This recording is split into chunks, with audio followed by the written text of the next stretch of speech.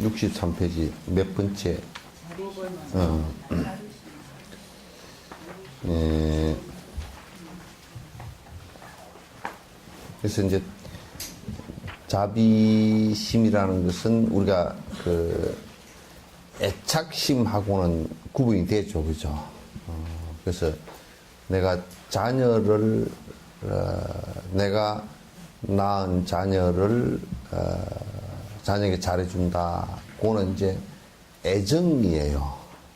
그래서 애정심이라는 것은 또 뭐냐면 거기에 바라는 마음이 또 거기에 같이 있죠. 그래서 좀 뭐 잘 못하면 서운하기도 하고 그런 생각이 거기에 있고 또 내 자식이 아닐 때는 전혀 거기에 신경을 내 자식에 비해서 100분의 1도 안 쓴다든지 그렇게 돼 있어요. 그래서 자비심은 제일 먼저 자비심 수행의 가장 중요한 부분은 평등심을 확보하는 것이다. 이제 이게 아주 중요한 수행의 하나입니다. 그래서 평등심을 평소에 확보하지 않고 자꾸 그 애정이나 정으로 그래서 그 애착심으로 무엇을 하는 것은 그것은 결코 그 자비심을 실천하는 모습이 아니다 그런 얘기예요. 그래서 이제 여러분이 자꾸 이제 그 요런 것을 그 애정하고 또는 사랑이라는 것하고 자비하고를 구분하지 못하면 자꾸 혼돈이 일어나서 자기가 애착을 가지고 또 애정을 가지고 움직이면서 자비심을 이라는 말로 이렇게 자꾸 그 컴프라치 하는 것은 이건 대단히 그 위험한 일이 되고 그건 되지 않는 것입니다. 그래서 자비심의 기본은 그 평등심에 있는데 평등심의 기본은 이건 그 애착이나 애정이 없이 볼 수 있어야 된다.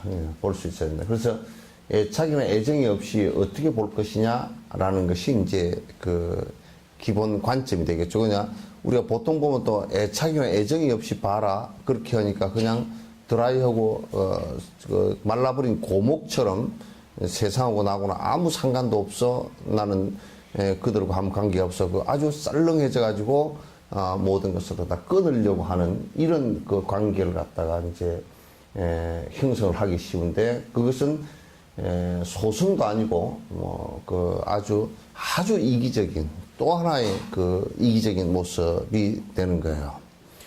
그래서 이제 여기에 이 애정의 마음을 애착과 집착하는 것을 버리면서 모든 중생에게로 확대시켜 나가는 작업이 필요하다. 그렇게 되지 않을 때는 그건 아주 본인이 그 애착하고 있고 애정을 갖고 있었던 그 대상들이 전부 다 나의 적이 될 것이다.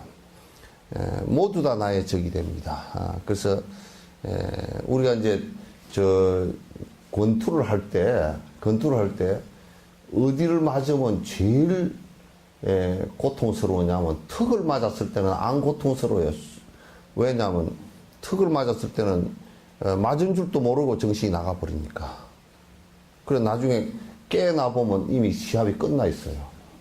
턱을 맞았을 때는 그런데 그 다음에 이제 어디를 맞았을 때 제일 고통스러우냐면 여기에 그 후ук을 통해서 보디라는 양쪽 이 옆구리 밑을 갈비뼈 밑을 맞았을 때는 숨이 콱 막히면서 다리에 힘이 좁아져서 주저앉아 버리면서 정신은 멀쩡해요. 아무리 일어나려고 해도 못 일어나요. 그렇게 이제 되어지는 것과 같다.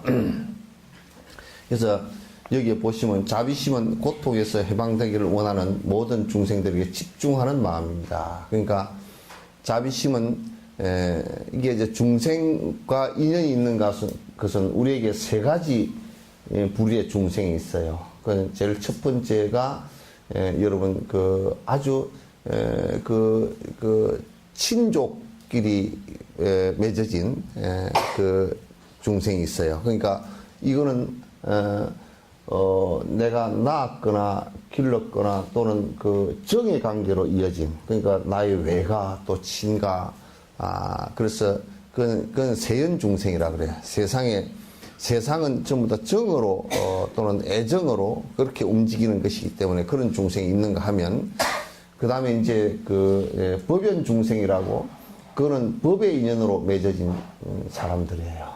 법의 인연으로 맺어진 사람들. 부처님께서도 보시면 당신의 가족들이 있었지만 그건 세연 중생이고, 그 다음에 출가하셔서 법연 중생이 있고, 그 다음에 당신이 생존 시에 또는 전생에 이제 한 번도 보지 못했던 우리 같은 사람이 있단 말이야. 그래서 그는 무연 중생이라 그래서 부처님과 스가모니 부처님과 직접적인 인연이 없고, 그리고 세연 중생도 아니야. 세속에 뭐 이게 인연 있었던 것도 아니고, 그리고 법연으로 이렇게 그 당시에 부처님과 직접적인 그 법연의 모습이 없었단 말이야. 그래서 부처님께서는 이제 그 장치를 하실 때 세연 중생과 또는 법연 중생과 그 다음에 무연 중생까지도 전부 다 평등으로 되었어요. 그래서 이제 평등으로 되었다는 것은 어디에서 우리가 증명할 수 있느냐면, 그 무연 중생들을 위해서 꼭 아주 세세하게 설명을 하시고, 인간관계에 후 500세 사람이 이렇게 믿을 수 있겠습니까? 하고서 우리가 물었을 때, 그것도 무연 중생을 위해서 여기에 사국의 하나라도 이해하고 또 독송하고 실천하려고 한다 그러면, 그런 결코 전생에 아주 오랜 생에 부처님과 인연이 없었던 것은 아니다, 있다. 근데 사실은 옛날에 부처님과 서가모니 부처님 말고 그 옆 앞에 뭐 연등 부처님과 그렇게 인연이 있었는데 지금 이 꼬라지가 돼 있겠어요. 이제 우리들을 격려하시느라고 하신 말씀이지, 이제 공부들을 워낙 이제 안 하고 그냥 뭐 그런데 전부 다 뺀데기처럼 육도 윤회를 갖다 뺑뺑이 돌고 다니다가 정신 하나도 없이 뭐 벌레가 되었다가 무슨 뭐 개가 되었다가 지옥에 떨어졌다 천사에 태어났다 뺑뺑이를 돌다가 부처가 어디 태어난 줄도 모르고 인연이 하나도 없어서, 부처님 태어났을 당시에도 우리는 뭐 어디 있었는지도 모르고 그렇게 살았겠지. 그런 무연 중생에까지 평등심을 다 똑같이 발휘하셨다. 당신과 우리가 이제 세상을 살면서 인연을 확대해 나가는 방식이 세연 중생을 확대해 나가면 그건 골머리가 계속 아파요. 계속 골머리 아픈 세상에 때문에 사업으로 뭐 이 확장해 나간다든지 그런 것은 세상의 돈의 골이라든지 또는 권력의 골이라든지 또는 그 정의 골이라든지 이런 것이 사라져 버리면 금방 적이 다 돼버려요. 세연 중생과 가까이 자꾸 인연을 만들어내는 것은 그건 결국은 나의 명리를 위해서 만들어내는 것인데, 제일 이게 우리가 편하게 서로가 마음에 이 흉검을 터놓고 만날 수 있는 중생은 법연 중생들이에요. 그래서 법으로서 바른 것으로서 만나고 또 수행의 모습으로서 만나고, 그래서 도반이 되는 그 인연은 굉장히 소중한 인연이에요. 그래서 이제 우리가 이제 그 평등심이라는 것은 그런 세 가지 인연하고 모두 다 어떤 인연은 나하고 정이 있기 때문에 더 가까이 하고, 어떤 인연은 뭐 나하고 정이 없기 때문에 멀리 하고, 이런 것이 아니고 그 세 가지 중생들 갖다 모두 다 한결같이 평등하게 대하는 마음이다. 그 평등하게 대하는 마음의 기전은 뭐냐, 그 밑바탕은 뭐냐, 일체 중생이 모두 다 행복하기를 원하기 때문에 그렇다. 근데 행복하기를 원하는데, 근데 그 대다수의 중생들이 행복하기를 원하면서도 결코 행복한 모습이 아니다, 그런 얘기예요. 원하면서도 그는 결코 행복한 모습이 아닌데, 그는 무슨 원인이 있느냐 하면 내가 행복할 것이라고 생각하는 것들이 것들이 모두 다 사실은 내 욕망을 성취하는 것을 행복한 것이라고 생각을 갖다 대다수가 한단 말이죠. 그러니까 그럼 결코 그 씨앗 자체가 행복의 씨앗은 될 수가 없음에도 불구하고 내 욕망을 갖다 이루는 것, 그거는 그냥 옛날부터 그렇게 우리가 살아왔으니까 자각됨 없이 그렇게 계속 사는 것 자체가 그냥 우리를 갖다 내가 행복하려고 발버둥을 치는 것이고, 그러면서도 결국 계속 고통 속으로 내가 자꾸 나락 속으로 빠져들어가는 것은 그 원인, 행복의 원인 씨앗 자체를 갖다 내가 지금 잘못 인식하고 있고, 또 그래서 계속 잘못 인식한 그 무명의식 때문에 결코 내가 자꾸 행복해질 수 없는 일을 되풀이하고 그것 자체가 행복해질 것이라고 착각한 전도 몽상을 갖다 우리는 갖고 있단 말이야. 그래서 그렇게 육도윤회를 하면서 고통받는 이 중생들에게 관심을 갖고 그 고통으로 벗어나서 이고 등락해 해야 되겠다라고 하는 그 마음 자체가 자비심이고, 또 그래서 모든 중생에게 똑같이 적용돼야 되기 때문에 그게 평등심이다. 거기에는 언제나 나, 무아, 내라는 것이 집착되어지기 시작하면 내 자식, 내 남편, 내 가족, 내 부모, 내가 이제 예를 하나 들게요. 전에 우리 여기 법회 다니는 보살님이 얘기했어, 나한테. 아유, 스님, 이제 자원봉사를 못 다니겠습니다. 왜 그러냐 그랬더니, 아이고, 우리 자원봉사를 갖다 한 몇 주 나가다 보니까 우리 엄마한테도 안 해주면서 내가 이걸 하겠느냐고. 그러니까 내가 그래서 물었어. 그러면 욕을 안 하고 엄마한테 하실래요? 그러니까 엄마한테도 바빠서 못 한다는 거야. 그럼 두 개 다 안 하겠다는 얘기냐 그랬더니, 따져놓고 보면 두 개 다 안 하겠다는 얘기. 그거는 결론적으로 하기 싫어서 나온 또 하나의 자기 캄프라치란 말이에요. 자기 변명이란 말이에요. 근데 그게 자기 변명이 나올 때 희한하게 자기 스스로를 쏟게 만들어서 나온다고요. 내가 그렇게 하고자 하는, 하기 싫은 마음이 나오면서, 그 습관적으로 하기 싫은 마음이 나오면서, 우리는 예를 들면 내가 잠이 온다고 할 때는 사실상 어떻게 해서든지 자고 싶거든. 앉아서 졸아도 자고 싶고, 또 서서도 자고 싶고, 그런 거와 같은 거예요. 그래서 나라는 것이 빠져야, 나라는 것을 점점 약화시켜야 내 자식, 내 남편, 내 가족, 또는 나와 거래처, 또 내 친구, 이런 것이 사실은 빠져야,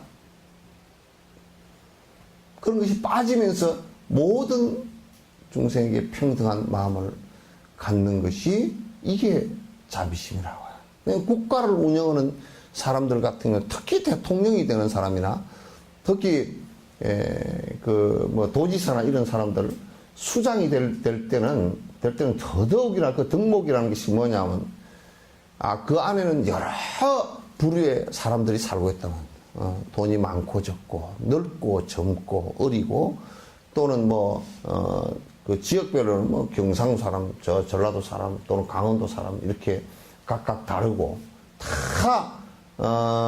그 사는 모습들이 다르고, 생각들이 달라도, 대통령일 때는 모든 정파를 갖다 초월해서 그 정파들에게 평등심을 유지할 수 있어야 된다.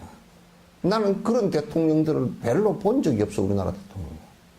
넬슨 만델라가 흑인이지만은, 그 앞에 그렇게 핍박을 당했지만은, 넬슨 만델라가, 이제 흑인 해방운동을 갖다 하면서, 그러면 흑인이 이겼다 그래서 백인을 탄압하지 않았다고요. 백인 한 사람도 감옥에 집어넣지 않았어요. 참, 그 사람 내가 전기를 다 읽어보니까 참 감동스러운 것이, 그러면서도 백인과 흑인을 모두 평등하게 대하고, 그러나 우리는 그렇게 남을 탄압하고 고통받았던 그 순간을 우리는 다시는 잊어서는 안 된다. 그래서 전부 다 조사를 해서 다 조사를 하고 그 뭐 기록한 것이 수십 트럭이 되도록 기록을 다 하고서 다시는 우리는 이런 일을 반복하지 말자 하고 탁 정리해놔놓고 자기 대통령직에 딱 물러나는 거 봐. 무쟁이 영감적이라. 나는 뭐 까맣고 막 이런 얼굴이 까맣고 코도 납작하고 뭐 눈도 보면 독사농처럼 생겼고 그래서 얼굴 떼기를 볼 때 관상으로 볼 때는 별 볼 일이 없다 그랬는데 별 볼 일이 없는 게 아니에요. 미끄럽게 잘생긴 백인이 더 잘못했더라고.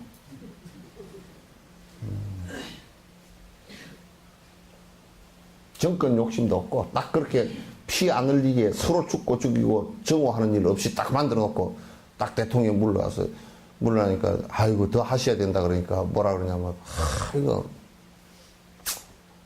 이제 나는 저기 가가지고 아프리카 새똥 발라서 지어놓은 토담집 있잖아요. 그거 가서 흙바닥에 맨발로 요렇게 배바르기 하면서 손주 보고 사는 것이 내 제일 행복이라고 나는 안 한다고. 야, 어느 정도 세속에 살면서도 명예욕이고 뭐가 다 떨어졌잖아, 그지? 감옥살이 하면서 정진을 단단히 했던 것 같아. 우리나라는 막 70, 80이 돼서도 하겠다고 빡빡 우기는 사람이 많다 그러대.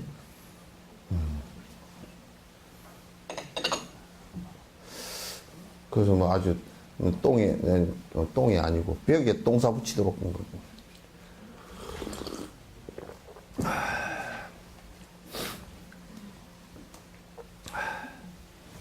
그래서 자비심은 고통에서 해방되기를 원하는 모든 중생들에게 집중하는 마음이다. 자비심은 지혜와 관련된 세 가지 유형이 있습니다. 즉 유정 중생들에게 집중하는 자비심과 현상에 집중하는 자비심 그리고 감추어진 뜻에 집중하는 자비심의 세 가지를 말합니다. 이 세 가지는 모두 중생들의 고통에서 해방되기를 바라는 마음에서 나온 것이다. 그러니까 유정들에게 집중하는 모든 생명들이 윤회하는 그 모습을 바라보고서 그건 이제 우리나라 사람이다, 또는 아프리카 사람이다, 또는 흑인이다, 백인이다, 이런 차별이 있는 것이 아니에요. 불교는 여기 2600년 전부터 부처님 당시 때부터 이렇게 차별이 없어. 그래서 내가 불교로서 통치하는 국가들 가보면, 뭐 스리랑카, 부탄 이런 나라들 가보면 이미 계급이 없다고요. 우리나라 같은 데도 은근히 계급이 있거든요. 그지? 조선시대 때 무슨 왕, 그죠? 왕, 선비계처, 양반, 상반이 있었죠? 예? 상반 가운데도 또 이제 중인이라는 계급이 또 하나 있었고, 그리고 또 밑에 천민이 있었고, 뭐 4카스트가 아니라 우리는 5카스트, 6카스트 정도 됐다고. 지금도 이제 웃기는 것이 저거들끼리 돈 좀 있고 저거들끼리 이렇게 걸쳐 사는 사람들은 저거들이 무슨 귀족이나 되는 줄 알고 우리가 볼 때는 엄청 천박하게 살더만 귀족이나 되는 것처럼 콧대 딱 높이고 콧대도 성형수술해서 높이고 또 마음적 콧대도 높이고 그래가지고 말이야. 그래가지고 사는 꼬라지들이 있다고. 그럼 우리는 너들하고 같은 물에서 안 논다고 그래 자꾸 말이야. 그래 무슨 되는 것처럼 또 이제 거기에 또 내화부동 해가지고 나도 거기에 좀 끼어들어야 되지 않남 그래가지고 결혼식 하는데 5성급 호텔에서 하고 말이야. 쥐는 뺍새가 돼가지고 가랑이 찢어지려고. 그렇게 식사 한 끼 내 보니까 10만원 15만원 정도 되는 것을 갖다 가서 부족도 나는 축의금 내가 10만원밖에 안 갖고 갔는데 가서 먹고 놓으면 그 집이 손해보겠고. 그래가지고 그렇게 맛대가리도 하나도 없던 데를 갔다. 모자만 이만큼 흰 모자 쓰고. 그런데 가가지고 그런 거 하고 앉아. 이제 그런데 따라하고 싶어가지고. 내가 그래야 콧대가 좀 쓰고 내 아들을 갖다 장가 보는데 내 딸을 시 보내는데 무슨 트 호텔 라 호텔 이런 데 가가지고.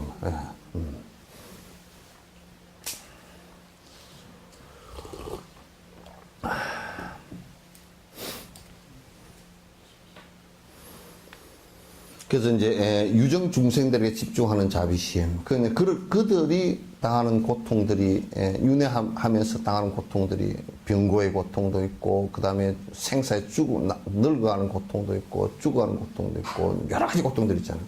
현상에 집중하는 그 자비심, 그러니까 현상에 그 집중하는 자비심이라는 것은 우리가 이렇게 해석할 수 있어요. 뭐냐면 실제적으로 우리가 볼 때 지금 아프리카 같은 데는 자연 조건이나 이런 것들이 굉장히 사실은 열악하고, 지금 어제인가 그저께 다큐를 하나 보니까 거기에 지금 그 신종 바이러스 때문에 굉장히 고역을 치르더라고요. 지금 아프리카 그 바깥을 아직 벗어나지는 않았는데 신종 그 바이러스 때문에 굉장히 힘들고, 지금 에이즈 바이러스나 에졸란지 뭐 그 바이러스나 이런 것들 또는 굶주림 또는 그 부족 간의 전쟁, 그리고 식민지를 당해서 그 상처 입은 그 외상후 증후군 이런 것 등등에 의해서, 또는 그 날씨 이런 것 등등 구조적으로 그 사회가 갖고 있는 여러 가지 모순들, 이런 것 때문에 엄청난 고통들을 갖다 당하고 있단 말이에요.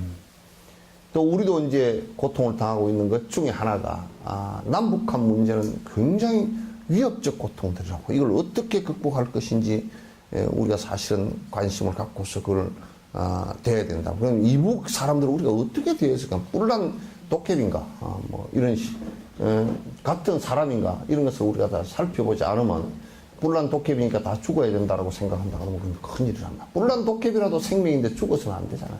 죽여서는. 감춰진 뜻에 집중하는 자비심, 이거는 깊이 관찰해서 바라볼 수 있는, 생명을 갖고 있는 모든 생명들이 다 그 고통을 당할 수 있는, 그래서 왜냐하면 이게 생명들이 일단 태어나면 그 생멸을 계속 하기 때문에 고통을 다 갖고 있다고. 왜냐하면 그 자체가 공생이기 때문에. 이제 그런 깊이 관찰해서 보는 그런 그 자비심, 이런 세 가지, 이게 모두가 중생의 고통에 해방되기를 바라는 마음이라는 점에서 똑같습니다. 그러니까 그런 것들이 모두 다 그냥 통틀어서 얘기하면 중생들이 고통받을 수 있는 모든 부분들을 다 통틀어서 우리가 관찰해 볼 필요가 있다. 그건 관찰해 볼 필요가 있다. 그러니까 난 처음에 이제 그 티베트에 가서 이제 우리가 의료봉사도 좀 합시다. 뭐 가서 우리가 좀 그 스님들에게 공양도 하고 좀 도웁시다. 그랬을 때 전화 한 통화를 받은 것이 내 마음에 굉장히 오히려 불을 땡겼어. 왜냐하면 어떤 비구니 스님이 나한테 전화를 해가지고 뭐라 그러냐면, 우리나라에도 굶어 죽는 사람이 있는데 뭐로 그런 데까지 가가지고 쓸데없는 그 일을 갖다가 한다고 그러더라고. 글쎄, 네가 쓸데없는 사람 같다 내가 그래버렸어. 너는 어째 그렇게 쓸데없는 사람이냐? 그렇게 쓸데가 없냐? 그 사람들한테는 니는 아무 쓸데없는 사람이다 내가 그래버렸거든. 그래서 우리가 그네들이 갖고 있는, 생각해보세요. 이제 만약에 이제 그네들이 그 티베트 사람들이, 우리는 지금 내일 아니니까 그냥 골치 아프게 그러느냐 그럴지 모르지만, 실제적으로 그 티베트 사람들이 49년도에 중국 침공을 받아서 국가를 뺏기면서 거의 200만에 달하는 사람이 죽었다 그런단 말이야. 살해당하기도 하고 분신하기도 하고 감옥에서 죽기도 하고 기아로 죽기도 하고 병들어 죽기도 하고 해서 한 200만 정도가, 한 민족이 200만 정도가 죽었다. 120만에서 한 200만 정도 죽었다라고 보면 굉장한 일이거든요. 근데 우리나라 입장에서 놓고 뭐라 그러냐면, 그게 죽든지 말든지. 옛날에 우리 이준 열사가 헤이거에 가서 참 진짜 복통이 터져 죽었듯이 관심이 없는 거라. 내 먹고 사는데 급한데 그게 무슨 관심이 있느냐. 그네들이 당하는 고통들을 갖다가 짐작을 해본다 그러면 뭔가 우리가 조금이라도 도울, 그네들의 고통으로부터 벗어날 수 있는 일을 좀 도와야 된다, 이 생각을 가지는데, 나는 그래서 유학하는 사람들 때문에 내가 그런 얘기를 자주 해. 너희들이 와서 불법을 배우는 건 좋지만 너희들도 이네들이 어려운 것을 도와야 된다는 거예요. 너희들 도와야 된다. 그렇지 그렇게 하지 않고서는 되느냐. 그래서 도울 수 있는 것은 최선을 다해서 이제 도와야 되는데 또 뭐라 그러냐면 이거 티베트 스님들 가서 뭐 한국 스님들이 가가지고 타락을 시키대. 그렇게 타락하려고 같으면 일시간에 타락해버리는 게 나아. 가서 돈 몇 푼 공양 올렸다고 그 돈 가지고 무슨 술집을 갈 거야? 뭐 할 거야? 짜자는 소리들 하고 앉았어. 타락하고 안 하고서는 지 얘기가 아니고 그 사람들 얘기니까 지나 부지런히. 니나 잘하세요. 지는 하지도 않으면서 안 하는 핑계를 그렇게 대면 되나 안 돼요.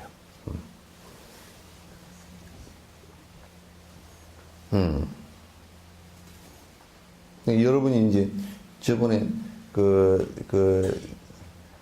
승복 이렇게 공양한 것은 생각해봐도 잘했다는 생각이 지금도 99.9%는 잘했다는 생각이야. 잘했다는 생각이야. 우리는 옷이 장롱 속에 뭐 많이 있잖아, 그죠? 예. 스타일이, 강남 스타일이 아니어서 못 입고, 그런 것이, 유행을 지나서 못 입고, 그런 것까지 합하면 옷이 그래도 수십 벌은 있죠, 예? 예? 수십 벌은 다 있고, 지금 누가 옷이 옷감이 없어서 미니스커트 입고 다니는 놈 없죠?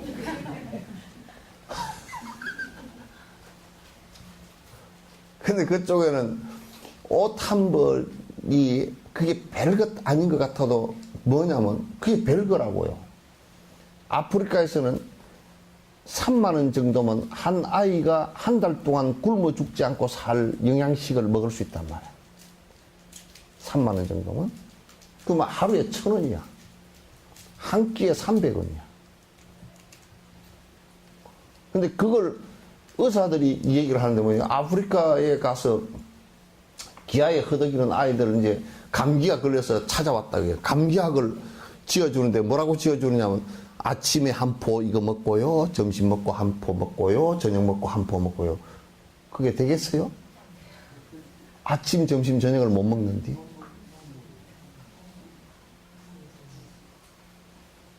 그러니까 차라리 약을 주지 말고 아침을 우유를 한 컵 주고 점심을 빵을 하나 주고 이게 먼저 돼야 되는 거라 그죠? 우리 약을 먹고서 배가 부를 수는 없잖아요, 그죠? 약을 배불리 먹으면 죽어요. 뭔 약이든지. 감기약도 배불리 먹으면 죽고, 비타민이 아무리 좋아도 배불리 먹으면 그건 죽어요. 예.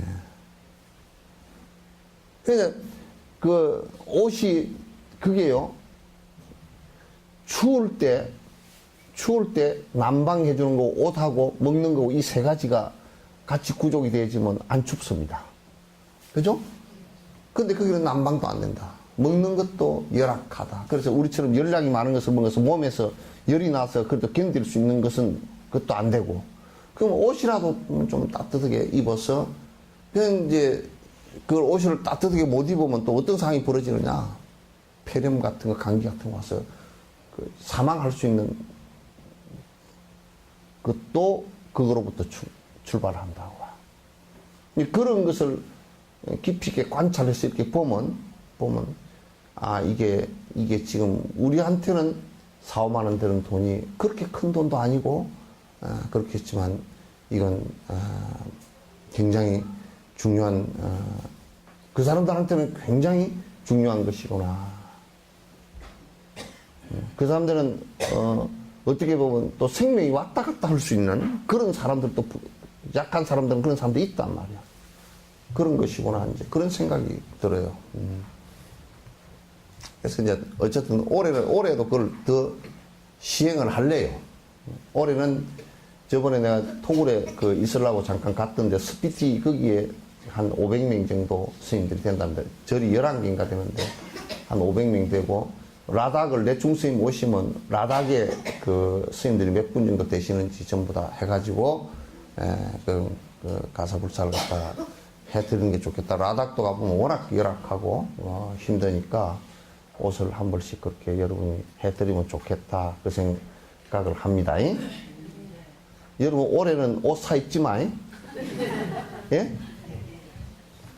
옷 사 입지 마. 예. 아 약속해. 올해는 능닝구 하나도 사 입지 마. 그리고 임용도 빠마 하는 것도 올해는 중지. 올해는 그냥 1년 버텨. 물들이고 하는 것도 1년 버티고. 화장품 사는 거 기본 화장품만. 아이라인 이런 걸 빼고, 속눈썹도 빼고, 파운데이션도 빼고, 그저 로션만. 내가 립스틱까지는 허용해줄까?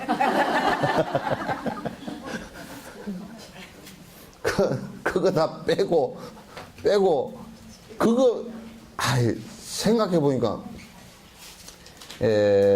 뭐, 그린신 크림인가 뭘 하나 이렇게 물어보니까, 그게 상당히 비싸더라고.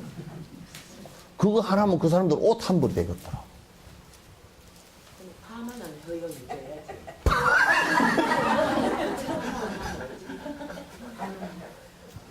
파마를? 수건을 저기다 하나씩. 뭐, 수건 하나 써가지고, 아줌마 수건 쓰는 거 있잖아. 요렇게 쓰는 거. 요거 수건 쓰는 거 알죠? 밥 밀 때. 칠갑산 밥 밀 때. 요렇게 쓰는 거 알잖아.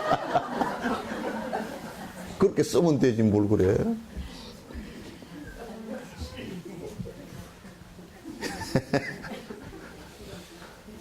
수건 쓰고, 하여튼 올해 주변도 다 근유하고, 본인들도 하여튼 옷 안 사 입은 거, 그 다음에 화장품 안 산 거, 그리고 여기 미용실 하는 보살 없나? 여기 석전사에서 깎아줄 거니까. 뭐 여기서 그냥, 그리고 돈 안 받고 여기서 깎으면 되잖아. 그럼 뭐 깎고, 그 돈 다 모아가지고 해줍시다. 왜 대답이 이렇게 심하게 하냐? 그렇게 합시다. 그래. 우리가 없어서 못 도와줘서 탈이지. 그런 걸, 있으면서 우리가 안 하고 있고, 나는 풍족하게 입으면서, 그런 걸 안 해준다는 것은, 그거는 사실은 그 말도 안 돼. 말도 안 되는, 말도 안 되고, 소도 안 돼. 전혀 그거 안 되는 소리야. 예? 작년에 이게 3,200불로 했어. 많이 했잖아. 그럼 올해는 뭐 10,000벌 정도 돼도 하면 좋지, 뭘 그래. 그렇잖아, 그죠? 10,000벌 정도 돼도 뭐 하면 더 좋지, 뭐, 그거만 하나.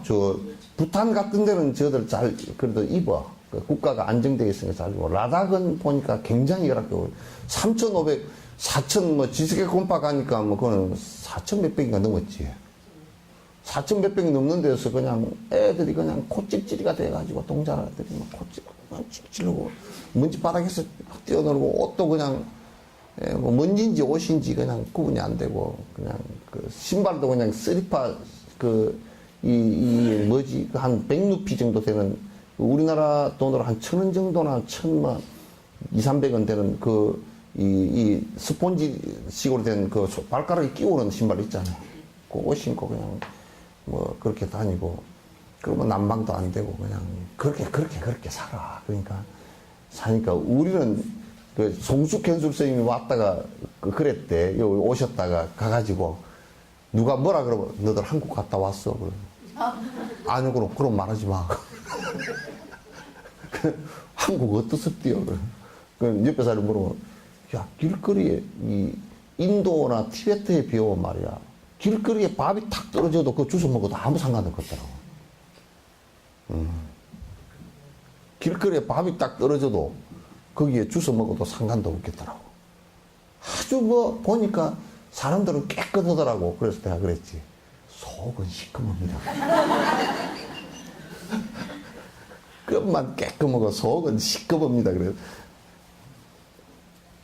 그랬더니 아유 뭐 아주 보니까 다들 옷도 깨끗하게 빨아입고 아주 그냥 집들도 깨끗하고 도로도 깨끗하고 뭐 산천을 보니까 산천에 나무가 그냥 이게 자라있고 아침에 일어나니까 공기가 상쾌하고 너무 좋다고 이런 데서 그 송숙현 선생님이 하신 말씀이 있어.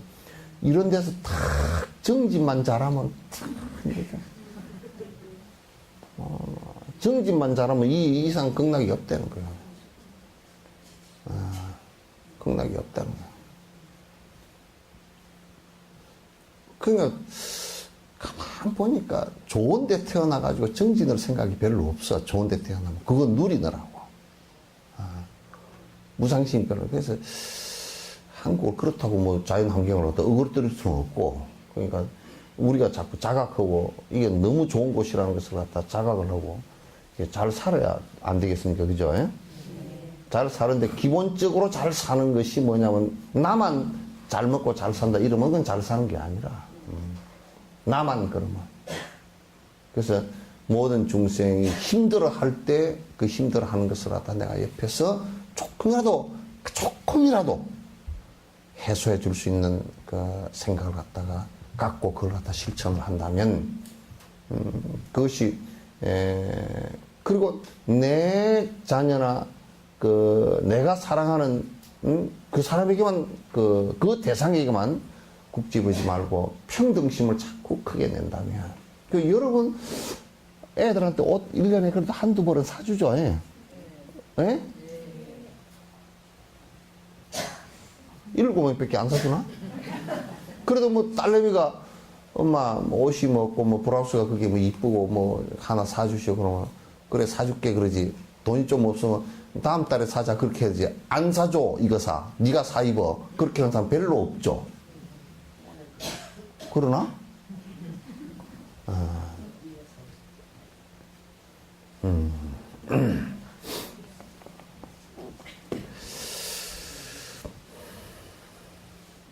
유정 중생들에게 집중하는 자비심은 무상이나 본래의 성품이 공성인 중생들의 속성을 보는 것이 아니라 유정 중생 자체에 집중하는 것입니다. 현상에 집중하는 자비심. 유정 중생에 집중한다는 게 뭐냐면 그냥 중생 개개인의 그 한 개개인뿐만 아니라 한 개체들이 이분은 이런 고통이 있구나, 이분은 이런 힘든 것이 있구나, 이런 것을 바라봐요. 그래서 난 대만에 자제공덕회 가니까 그거 참 잘하더라고. 그래서 난 우리도 그걸 하려고 그러는데 그게 잘 안 돼. 왜냐면 자제공덕회 가니까 거기에 이제 우리 같으면 기초생활 수급근자를 갖다가 한 200명 정도 한 달에 한 번씩 초청을 해. 초청을 해서 그날은 그 자제 병원 간호사들, 의사들 와가지고 병원이 물론 거기 있지만은 의사들이 다 여기 와가지고 같이 이제 진료해서 전부 다 봐주고, 그 다음에 또 뭐냐면 그날 이제 맛있는 음식도 하고 그날 와서 200명을 목욕도 시키고 목욕 봉사하는 사람 또 이제 또 이발해 줄 수 있는 사람 임용해 줄 수 있는 사람 또 그날 빨래 또 같이 해주고 이제 그 다음에 또 이제 보니까 간호사들이나 이런 사람들이 뭐 노래나 춤 이런 거 연습을 해가지고 또 이제 공연도 하고 근데 그것까지는 우리가 또 할 수 있을 것이라고 생각했는데 그 다음 보니까 선물을 하나씩 이렇게 이제 주는데 선물이 우리 같으면 찻잔 그러면 찻잔을 다 줄 거 아니에요, 그죠? 평등입니다. 그리고 다 그 평등도 아니고 공산주의지 뭐. 그냥 그렇게 안 하고 보니까 뭐 짐들이 다 이만한 짐도 있고 이만한 짐도 있고 뭐 빗자루도 있고 선물이 전부 다 다른데 이름을 붙여놨어. 그 왜 선물이 전부 다 다르냐 그러니까 한 달 동안 그게 그 봉사 나가는 사람들이 그 사람에게 필요한 걸 사는 거야. 필요한 걸 사는데 그냥 사는 게 아니고 필요한 것을 이렇게 이제 적어서 전부 다 갖고 오면 그 신도님들이 그걸 사와. 담요가 필요합니다. 그러면 담요 사고. 이 집에는 쓰레바지하고 빗자루가 없었다. 그러면 쓰레바지 빗자루를 사고. 이 집에는 무슨 쓰레기통이 없었다고 쓰레기통을 사고, 이 집에는 베개가, 이분한테는 베개가 그냥 다 떨어져서 못 쓰겠다고 베개를 사고, 그래 전부 다 선물이 가격도 다 다르고 전부 다 달라. 그 사람에게 필요한 것이 가장 효과적인 것이지. 그렇게 아주 세세하게 그 200명에 달하는 사람들을 갖다 전부 다 세세하게 관찰을 해서 세세하게 필요한 것을 다 해줬더라고요. 그래서 참 잘했다 그 생각이 들어요. 그죠? 잘했다.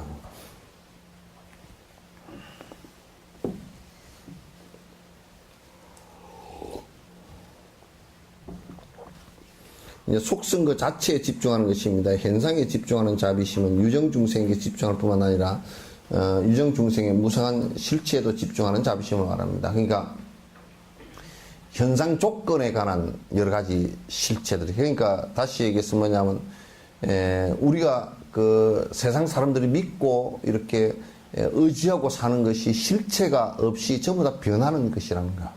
거기에 크게 그냥 서로 인연 지어져서 사는 것일 뿐이지 거기에 절대적으로 그게 기대해서 살 수 있는 것은 못 된단 말이야. 여러분도 돈과 인연 지어서 돈은 그냥 사용하는 하나의 그 화폐일 뿐이지 그것 자체에 100% 우리가 의존했다가는 그것만이 우리 삶의 모두라고 생각했다가는 큰 봉변을 당한다고. 다 사라지는 것들이니까. 뭐 우리 세속적 가족도 마찬가지고.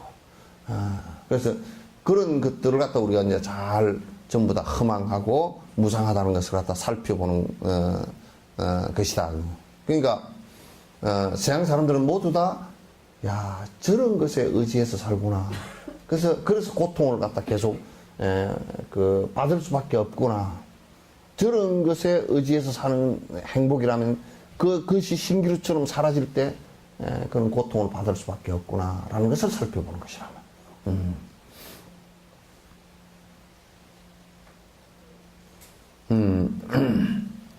현상에 집중하는 자비심은 유정중생에 집중할 뿐 아니라 유정중생의 무상한 실체에도 집중하는 자비심을 말합니다. 마찬가지로 감춰진 뜻이 있는 것, 즉 이것은 본래의 성품이 결여되어 있는 중생의 본성에 집중하는 자비심을 말합니다. 다시 얘기해서 이게 뭐냐면 우리가 대체적으로 뭐냐면 우리가 부처될 수 있는 성품을 갖추고 있다라는 것 자체를 갖다 잘 몰라. 그래서 세상 사람들은 그런 것 자체가 있다라는 것을 모르고 첫 번째 그러니까 무슨 뭐 절대 신을 믿고 있다든지 또는 허망한 것들을 갖다 자꾸 믿고 있다든지 그래서 실제 우리 스스로의 행복을 갖다가 구가할 수 있는 것을 갖다가 잘 이렇게 모른단 말이에요. 그런 행복의 실체가 누구에 의해서 주어지는 것이 아니라 내 스스로가 발현할 수 있는 것이라는 것을 갖다가 잘 모른다는 말이에요. 그래서 그런 중생의 본성, 그렇기 때문에 이 사람들이 계속 고통을 받고 윤회할 수밖에 없는 것이구나. 이렇게 살펴봄으로써 어떤 현상이 일어나느냐면 평등심이 자꾸 이제 유지가 된다. 평등심을 점점 키워나가는 일이 된다.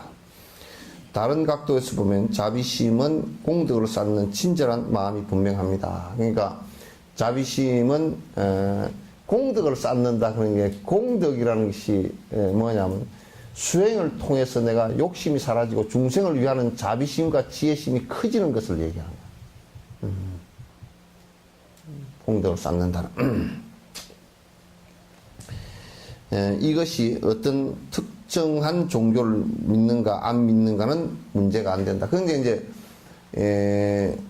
이제 불교를 믿기 때문에 꼭 그렇게 되냐라는 것은 꼭 그런 건 아니다. 불교가 설사 불교라는 테두리 아니라도 이것은 실제로 그렇게 행하면 되는 것인데 그러나 사실 그렇게 하기가 어렵지. 가르침 자체가 이렇게 돼 있지 않으면 어렵단 말이에요. 가르침 자체가 그렇게 되어 있지만 어렵다. 한 사람의 일반적인 선성은 그가 일으키는 친절한 마음의 형태와 직접적인 관련이 있습니다. 근데 친절한 사람은 많은 이들의 존경을 받으며 친근감을 느끼게 합니다. 심지어는 동물에게도 이러한 모습을 발견할 수 있습니다. 그러니까 이번에 스리랑카 가서 보니까 동물들을 갖다가 여기서 친절하다는 것은 그 동물들에게도 생명이 있다는 것을 인정하고 그 동물들을 갖다 살해하거나 그 나의 예속물이라는 생각을 갖지 않으니까 뭐 코끼리가 길거리에 나와서 놀고 있고 또 모든 동물들이 다람쥐가 바로 그냥 발뿌리 앞에서 왔다 갔다 놀고 있고 새들도 뭐 깜짝 놀라서 도망가거나 그런 것도 없고 그러니까 동물들 자체도 사실 평온하고 부탄은 내가 못 가봤지만 부탄은 그 동물들과 같이 살기 위해서 호랑이들도 별로 사람을 공격을 안 한답니다. 호랑이들도. 우리가 이제 여기에 뉴스 나오는 거 보면 막 멧돼지가 막 내려와가지고 막 식당을 들이받고 그랬다 그러잖아요. 우리 이제 입장에서 놓고 보면, 야, 멧돼지 저놈이 되게 폭행을 저질렀구나 그러는데 겁이 나서 그런 거거든. 내려가지고 정신이 하나도 없는 거지. 자기 어디 뭐 보면 전시만신의 길에 막 차가 왔다 갔다 하지. 차가 왔다 갔다 하는데 그 멧돼지가 볼 때는 뭐로 보일까? 지보다 큰 동물이 막 수백 개가 지보다 훨씬 빠르고 다리도 4개 달리고 뺑뺑 돌아가는 게 그냥 소리도 윙 지르면서 도망을 다니니까 왔다 갔다 하니까 정신이 하나도 없겠죠, 그죠? 그냥 살라고 막 그렇게 하는 거라. 결국 우리의 공격성에 의해서 그도 이제 공격으로 바뀐 거란 말이에요. 그러니까 이제 얘가 그냥 겁이 나가지고 막 가다가 막 식당인지 뭔지 모르고 뛰어 들어갔다가 이제 총에 맞아 죽고 이제 그런 상황이 계속 벌어진다. 그러니까 심지어는 동물들마저도 사람이 평등심으로 또는 자비심으로 이렇게 대하면 동물들마저도 아주 서로가 해하려고 하지 않고 평온한 상태를 유지하게 된다.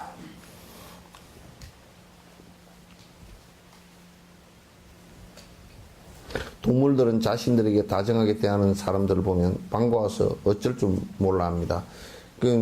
내 방에서 키우는 차돌이 녀석은 내가 외국에 나갔다 오면 뭐부터 해줘야 되느냐 하면 너무 깊어가지고 애가 좋아하다 기절을 해버려.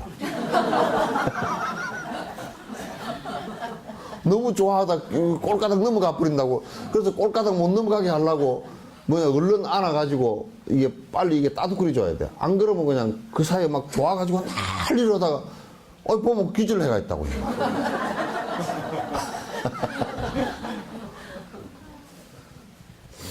저러니까 미국 같은 데서 혼자 외롭게 사시던 노인들이 그냥 저기다 재산을 갖다가 개 죽을 때까지 보살펴 달라고 막 500만 달러를 넣어놓고 간 사람도 있고.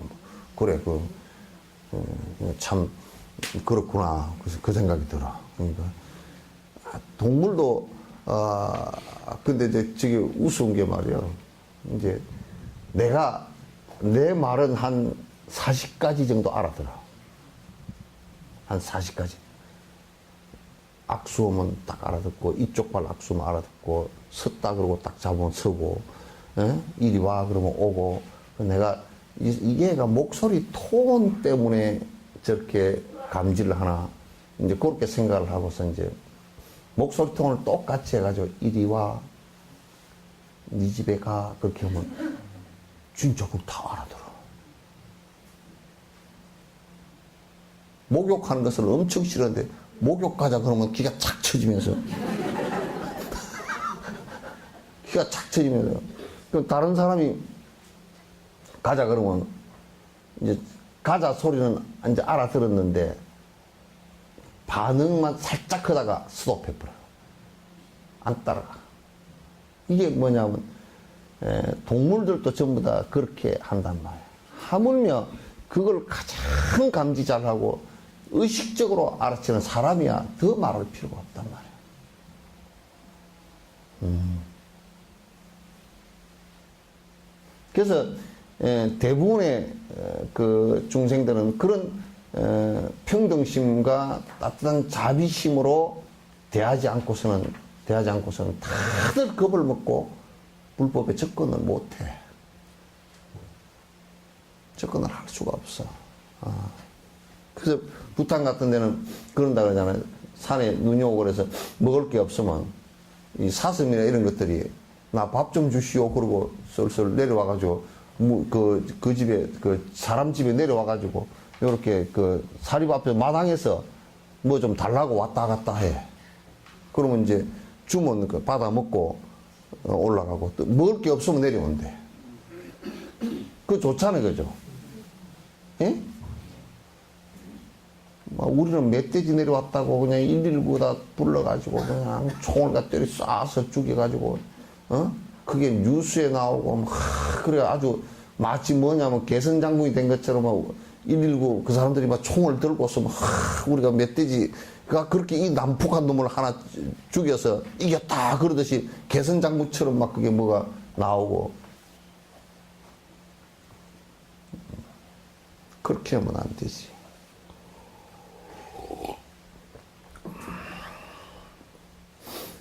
그리고 그 사람 주위를 빙빙 돌면서 설교합니다. 반대로 공격적인 악의를 품고 다가오는 사람은 동물이나 새들도 금방 눈치를 챕니다. 그런 사람의 목소리나 발자국 소리만 들어도 달아나고 맙니다. 그러므로 친절한 동기나 따뜻한 마음은 극히 소중한 우리들의 성품 가운데 하나다.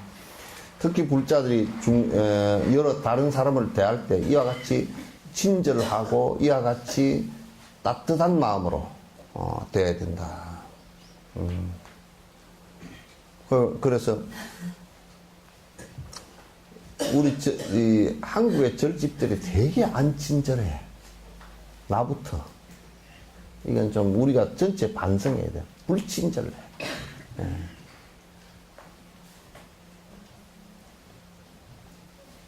그래서 절들이 왜 불친절할까? 이런 마음이 없어서 그래. 불친절은 부처불자 불친절이 아니고 아니불자 불친절이야.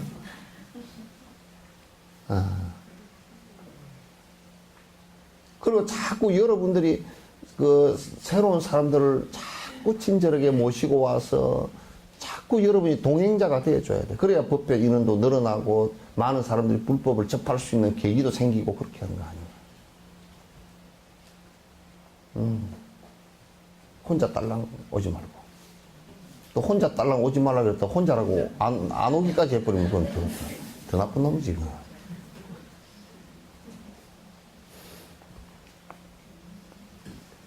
자비심을 지닌 사람은 모두에게 존경받으며 그 기품에 찬 모습 때문에 어디서나 친구가 따릅니다. 이게 이제 그냥 존경받고 뭐 사람을 많이 따르게 하기 위해서 하는 것이 아니라 기본적으로 법을 펴는 방식이 이래야 된단 말이야. 기본적으로 법을 펴는 방식이 이래야 된다. 동료들 사이에서 기품을 주고 있는 사람을 주고 있는 사람을 보면 한눈에 그가 자비로운 동기를 가진 사람이라는 것을 알아볼 수 있습니다. 우리가 이제 이렇게 선행을 베푸는 그 공덕만, 그 복만 하더라도 이를테면 어떤 사람이 한 분이 그 치과 의사인데 이거 내가 이제 들었어. 치과 의사인데 성당 다니셨는데 평생을 그때 당시에 이빨 임플란트 이런 것도 없을 때 그 이빨 틀니 노인들 틀니 있잖아요. 그래 이제 또 이게 그 시골 쪽으로 이렇게 옛날에 내려가면 막 그냥 틀리고 뭐고 그 충치 치료 받기도 힘들어. 돈이 비싸니까. 그러니까 먼 이빨 고치는 사람이 나서 야매 이빨 한다고 나오잖아. 그러면 고치다가 뭐 이빨 더 빼놓고 그냥 더 이제 틀니를 했는데 막 씹으면 그냥 떨거덕 해서 그런 이빨 만들어 놓는 야매 하는 사람들 있잖아요. 이제 그럴 때 자기 병원에서 근무하는 것은 2, 3일밖에 안 되고 거의 그 금, 토, 일, 이 3일 정도는 시골에 가서 이제 그런 사람들 이빨 치료해줘. 이빨 치료는 가서 한 번에 가서 안 되잖아요. 그죠? 그래서 또 2번 가고 일주일 뒤에 또 가서 하고 그렇게 해서 했는데 그렇게 해서 평생 그렇게 하다 보니까 그렇게 하려고 죽은 뒤에 뭐 그렇게 하려고 한 게 아닌데 그분이 죽어서 이제 그 장례 미사를 치를 때 그 성당 안에 그 이빨 치료 주고 도움받았던 사람들이 그분 돌아가셨다니까 그냥 수천 명이 와서 그 돈 얻는다고 올 수 있는 일이 아니잖아요, 그죠?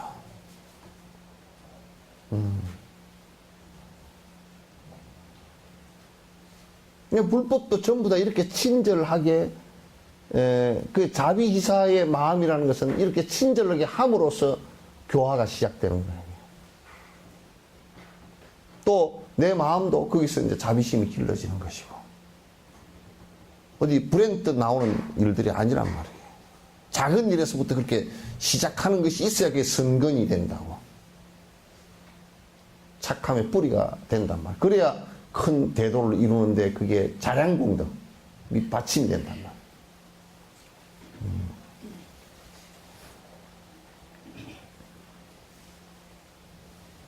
몇 가지 단편적인 예를 들면 친절함에 대한 의미가 보다 분명해질 것입니다. 우리가 행복한 미소를 지으면 어떠한 값도 치르지 않고 다른 이들의 가슴 속에 기쁨을 줄 수 있습니다. 미소 하나만 가지고서도 그렇게 할 수 있다. 미소 하나만 가지고서도. 만약 자신이 평화롭고 행복한 상태가 아니라면 아무리 많은 재산을 가지고 있다 해도 주변에 친구들이 모여든다는 보장은 없습니다. 그러니까 우리가 이제 돈은 많이 갖고 있는데 주변에 좋은 사람이 없고 다 좋은 사람을 잃었다 그러면 이거 뭐 같이 술 먹읍시다 그럴 때는 술 친구는 생길지 몰라도 실제 좋은 사람들이 주변에 모이질 않는단 말이에요. 그리고 나중에 수행 집단을 오랜 생 뒤에 수행 집단을 형성을 하더라도 좋은 사람들이 별로 모이지 않는단 말이에요.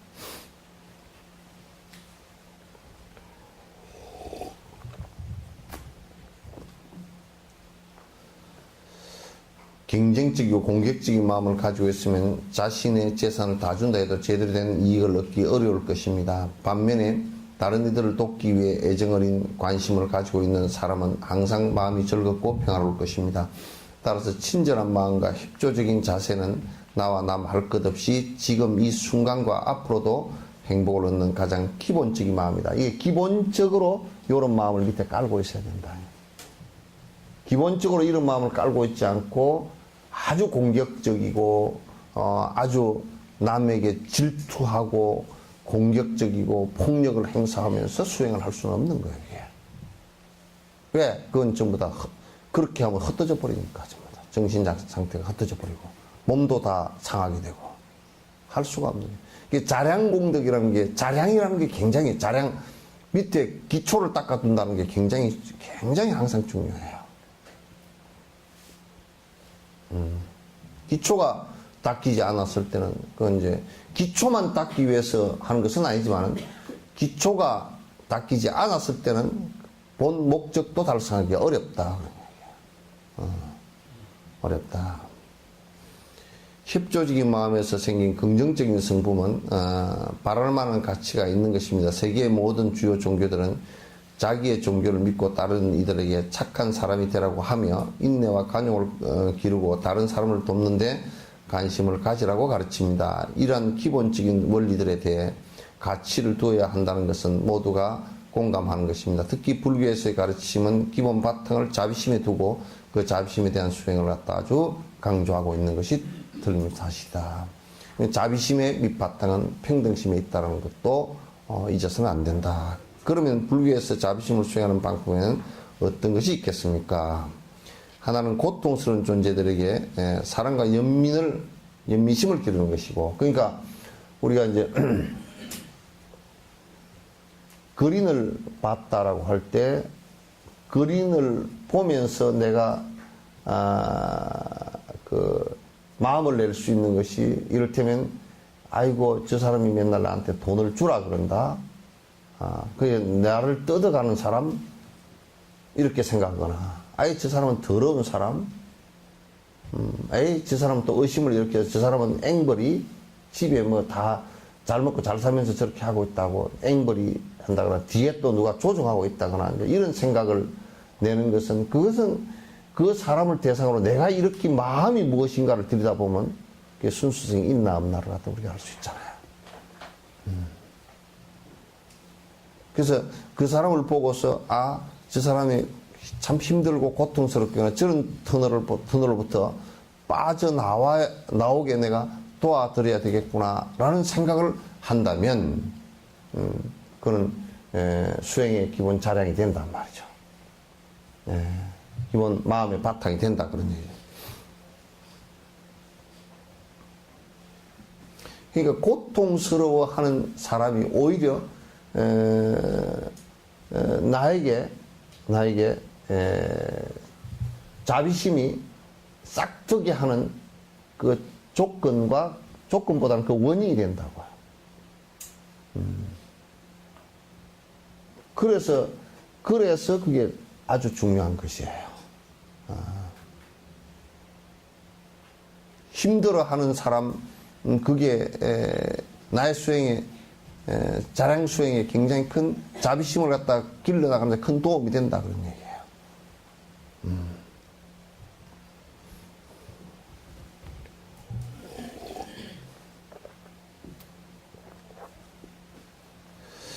다른 하나는 고통의 본래 성분을 파악하는 것입니다. 이 두 가지 고통의 그 성품을 본래 고통의 성품들을 파악하는 것인데 고통의 성질들이 전부 다 근원적으로 나에 대한 애착으로 인해서 일어난 욕심 때문에 대다수 일어난다. 물론 그 외부 환경적인 고통도 있어요. 이를테면 무슨 되게 아주 더워서 사람 살기가 힘들다든지 먹을 것이 없다든지 지진이 자주 일어난다든지 해일이 일어난다든지 이런 것들 등의 자연적인 조건도 있다고요. 그러나 기본적으로 우리가 기본적으로 생명을 받아놨기 때문에 그리고 그 자체가 무상하고 거듭 변화하는 것이기 때문에 내가 고통을 일으킬 수밖에 없고 그 변하는 것을 내가 전부 다 집착하기 때문에 집착하는 것이 머물러 있지를 않기 때문에 계속 고통이 일어날 수밖에 없는 그런 상황이다. 그런 그 모든 중생들이 그와 거의 비슷한 뭐 대동소이하게 다 그렇게 고통을 일으키기 때문에 내가 저런 고통들을 어떻게 해결해 줄 것인가가 우리 수행의 목표예요. 그래서 최종으로 해결해 주는 것이 부처가 되는 길이구나. 보디사트바의 길로서 부처가 되는 길이구나. 그래서 보리심을 바라는 것이거든. 그래서 자비심을 바탕으로 해야 보리심이 이제 일어난다는 얘기예요.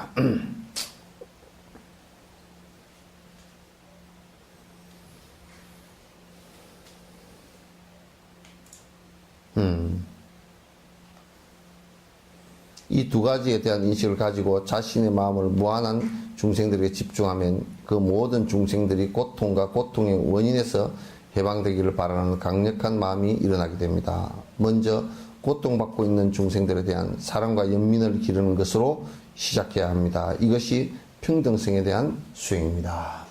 그래서 자꾸 평등한 마음을 갖다가 길러나가는 원인이 된다. 그래서 이제 평등한 마음을 기르지 않을 때는 자비심 수행이라는 것이 성립이 안 된다 그런 얘기예요.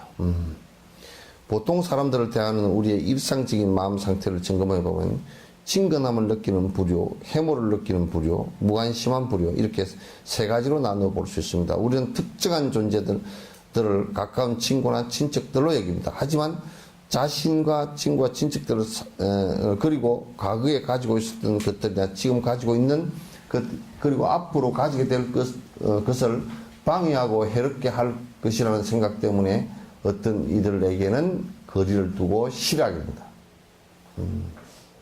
그 이제 결국은 그 안에 내 욕심에 반하면 내가 싫어하고 내 욕심에 맞으면 좋아하고 하는 취사 선택심이 이제 일어나고 그래서 혐오하는 생각도 일어나고, 그래서 이제 멀리 하는 생각들도 일어나고, 그래서 이제 싸움이 일어나고 이제 그렇게 하는 거예요.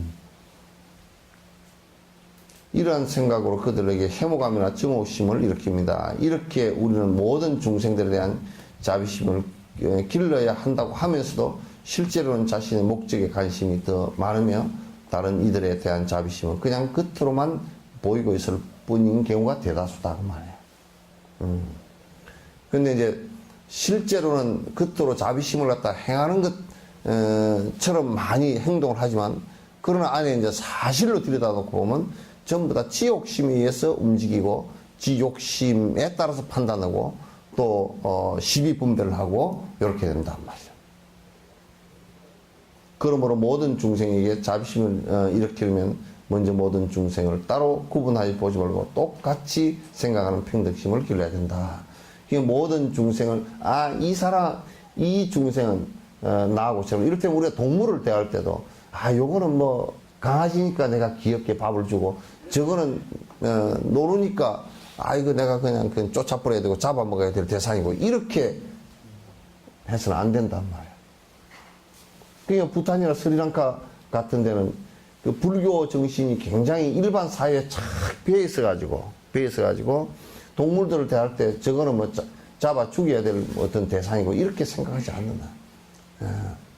저거는 내가 친절해야 될 대상이고 그렇게 하지 않아요. 그 사람 운전하는 데서도 이제 그 느꼈던 것이 그러니까 운전을 하면서 코끼리가 이제 이렇게 나와서 가면 저 코끼리를 갖다가 왜 정부에서 저 코끼리를 쏴서 사람에게 위험한데 저걸 제압을 해서 죽이든지 뭐 어디 쫓아내든지 어디 가둬버리든지 잡아다가 동물원에 집어넣어버리든지 그렇게 안 하고 그러면 그게 아니고 가다가 저만큼 있으면 코끼리 약 안 올리려고 요 섰다가 살짝 피해가고 서로 프라이버시를 갖다 존중해 주는 거야.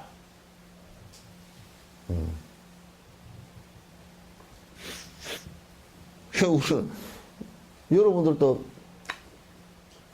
지리산 거기에서 이제 그 지리산 순환도로에서 그 연구원들이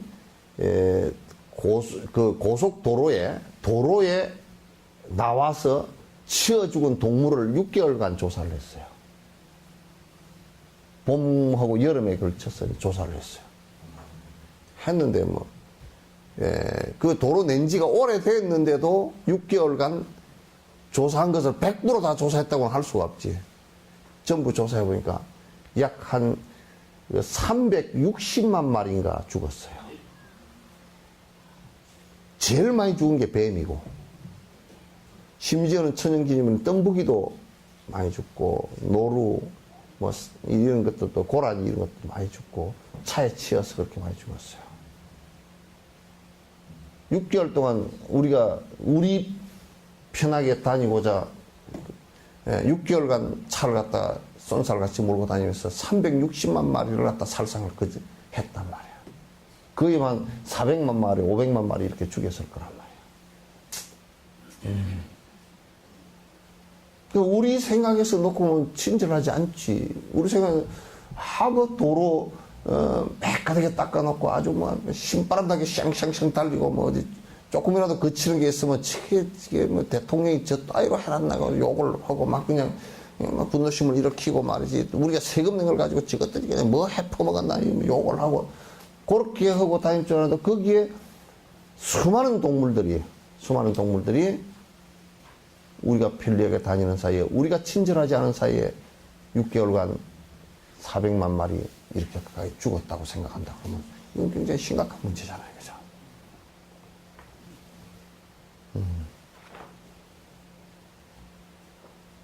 그래서 미국 같은 데는 이제 도로에 만약에 이제 곰이 잘 나타나는 지역이면 여기는 곰이 잘 나타나니까 차를 갖다 천천히 몰고 가시오. 동물이 잘 나타나니까 천천히 몰고 가시오. 시속 몇 킬로 이상은 밟지 마시오. 뭐 다 이렇게 한단 말이에요. 또 그 도로, 이 고속도로 이 밑으로도 이 동물들이 다니는 통로들을 갖다가 수없이 만들어 놓고 우리는 동물 통로 만들어놓은 뱀 통로를 만들어놓으니까 그거 다 자루 받쳐가지고 다 잡아가 버려. 뱀이 이제 싹 내려왔다가 이제 가을 되면, 늦가을 되면 올라가서 산에 가서 바위 밑에서 탁 저거들끼리 딱 뭉쳐가지고 그렇게 개울을 나거든요. 동면을 하는데. 그러니까 이제 밑에 막 이런데, 논밭 이런데 다니면서 쥐도 잡아먹고 깨구리도 잡아먹고 이렇게 다니다가 추우면 이제 올라가거든. 그러면 고속도로를 건너서 올라가야 돼. 그러다 다 죽어, 그냥. 근데 이제 통로라고 이제 몇 개 만들어 나오니까 뱀이 다니다가 길을 그 뱀 통로를 발견 못 해가지고 그 시궁창에서 밑에 그 하수구에서 올라오지도 못하고 그 우수 통로 있죠, 그죠? 그래서 못 올라오고 말라 죽어버린 게 꽉 찼어, 또. 그 뱀이 거기를 못 올라오더라고. 그래서 우리 개우 찾아가지고 요렇게 이제 들어와서 산으로 올라가는데 그 통로에다가 그물을 유도로를 요렇게 만들어가지고 그물을 뒤에다 똑 통발하듯이 이렇게 해놓는 거야. 싹 들어가서 사람이 가가지고 싹 걷어가지고 와가지고 뱀탕 집으로 가버려.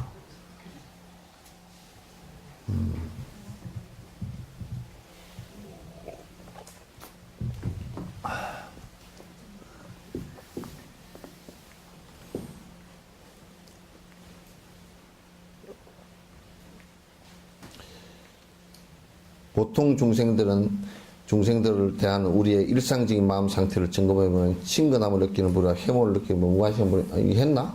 응?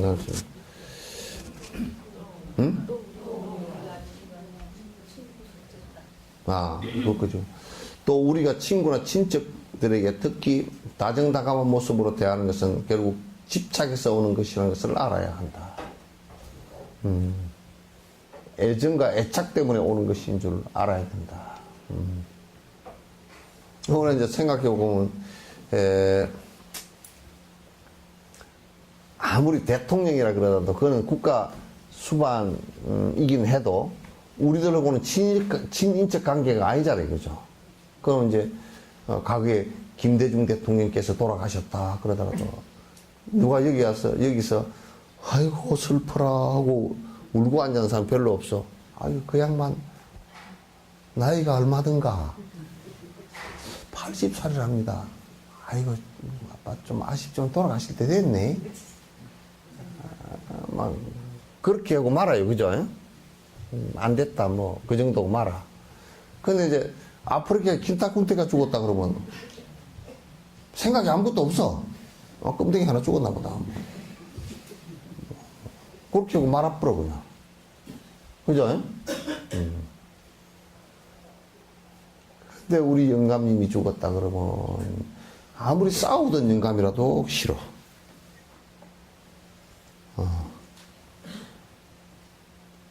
싫으면서도 나는 우는, 고가는 소리를 들을 때는 참 또, 내 나름대로 분석해보면, 결론이 버킹엄이야.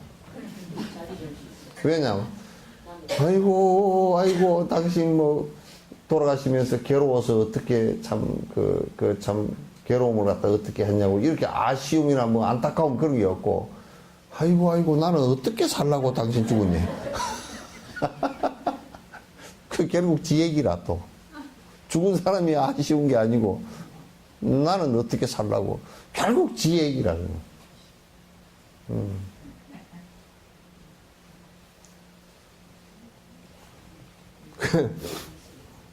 영감 할멈, 나와서, 이게 대담으로 풀어들 보면, 할멈은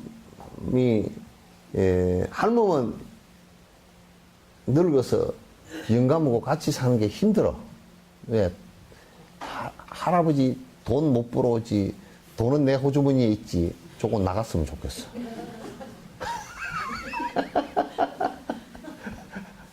조금 귀찮기만 해.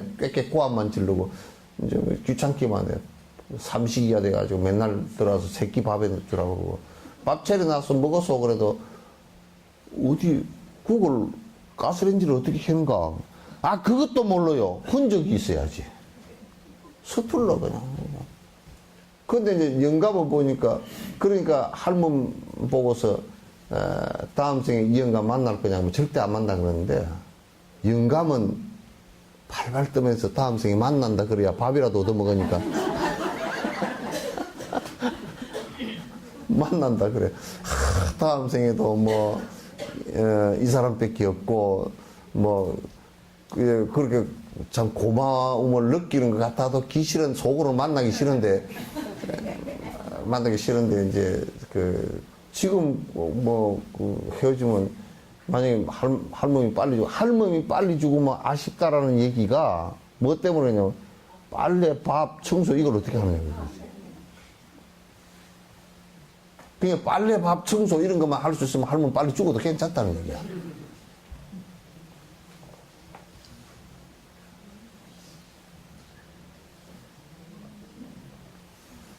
그러니까 결국 우리가 아들 선호 사상이 있었잖아요, 그죠? 한때 아이고 사주쟁이가 그래.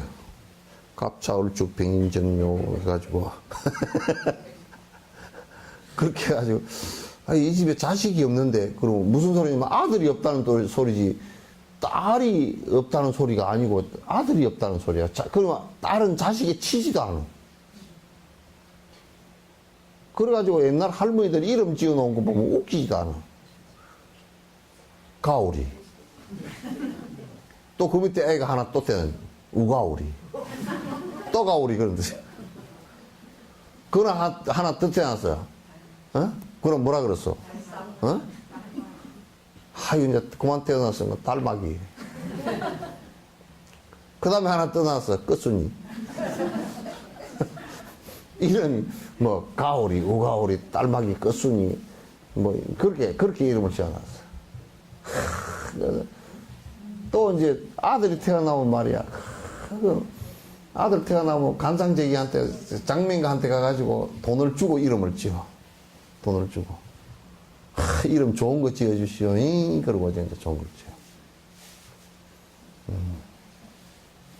그런 아들은 그냥 잘 가르쳐 놓으니까 어디 다 가서 안 오고, 딸이 이제 보살피니 이게 가르치다라는 게 그게 별로 의미가 없어.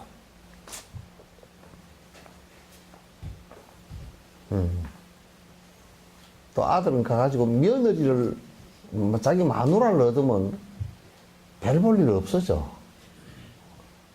왜냐면 갈수록 이게 이제 딸이 입김이 세진다는 얘기에서는 며느리 입김이 세진다는 뜻인데, 경제권을 다 내무, 재무, 행정 이걸 다 쥐고 있어가지고 장관 가운데 권력 장관은 다 쥐고 앉았더만 보니까. 내무장관 쥐고 앉았죠. 그 안에 그 집안 질서는 다.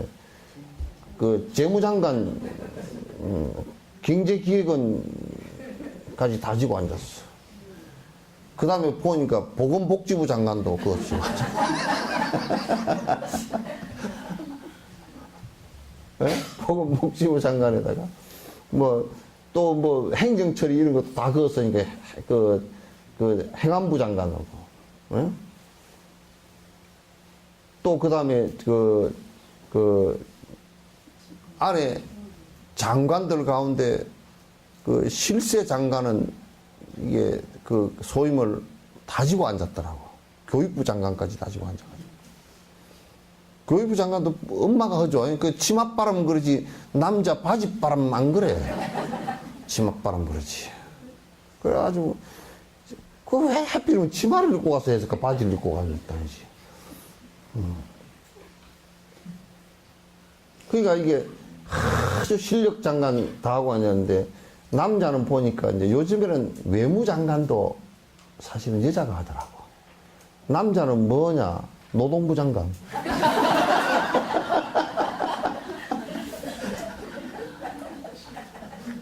그죠? 그 다음에 국방부 장관. 어디 싸울 일 있어? 노동부 장관하고 국방부 장관. 제일 인기 없는 장관만 하고 앉아. 그러니 메카닉이 하나도 없어. 실제 국물은 다 이쪽에 다 있고 말이야. 아. 그러니까 나중에 이제 좀 되면 그 장관의 실세들 책임은 마누라가 다 지고 앉았으니까, 국방부 장관이나 이런 건 전쟁이 일어났을 때나 뭐 메가를 치는 것이지 별로 그 힘이 없거든. 노동부 장관도 뭐 맨날 노사분규 일어나서 그거 뭐 미르러 다니고, 그러고 다니고. 예? 그래, 나중에 이제, 애기들이 말이야, 애기들도 딱 눈치를 봐가지고 실세한테 갖다 붙어. 그래, 엄마하고 친하지, 아빠는 나중에 퇴직을 하고 돌아오면 이건 완전히 건달이야. 집에 있어도 좋아하는 사람 한 사람도 없고, 나가자니 술부대가 되고 돈도 없고, 그러니까 돈 몇 푼 달라고 이제, 경제기획원에 가가지고, 돈 몇 푼 주십시오. 그러면 이게 심사를 하잖아, 또. 얼마 이상까지는 전부 다 심사해가지고, 이게, 이거 뭐, 이거, 뭔데 쓸라 그래요, 그러면. 아이고, 어디 뭐 쓰고, 영감님이 어디 쓰려는데 말 안 하고, 그거 좀 주지, 그러면. 뭐 안 줘. 오늘 10,000원 갖고 갔다 오시오. 아니, 10,000원 갖고 어디 갔다 오는가? 그러면 뭐 당신이 뭐 벌어다 준 돈이 뭐 얼마나 된다고 그래요? 내가 평생 안 벌어다 줬는가? 그럼 자식은 그럼 누가 키웠어? 그럼 이제 해보면, 말다툼 해봐도, 여자가 훨씬 소리가 세.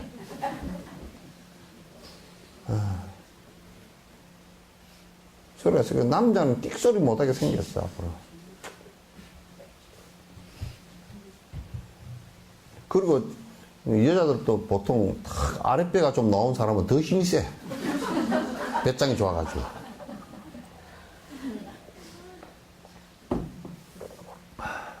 전부 다, 결국 우리가 살아가는 것 자체도 전부 사실은 내 집착에 의해서 호오가 결정된단 말이에요.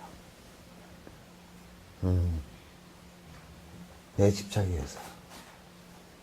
결국 영감하고 같이 안 살겠다는 사람 보면 그 마누라가 바라는 그 기대치에 못 미쳤다는 얘기지, 그죠? 다음 생에 저 영감이 절대 안 만난다고 보면 뭐 술을 먹지 말아 그러는데 먹었다거나 또는 담배를 피지 말았는데 피웠다거나 돈을 좀 많이 못 벌어다 줬다거나 뭐 바람을 좀 피웠다거나 또 뭐 어쨌다거나 그러면 이제 마누라는 불만이 많은 거라. 또 애기가 있을 때 뭐 먹고 싶은데 안 사다 줬다거나 뭐 그런 것도 마찬가지. 그러면 그냥 이혼 사유가 돼.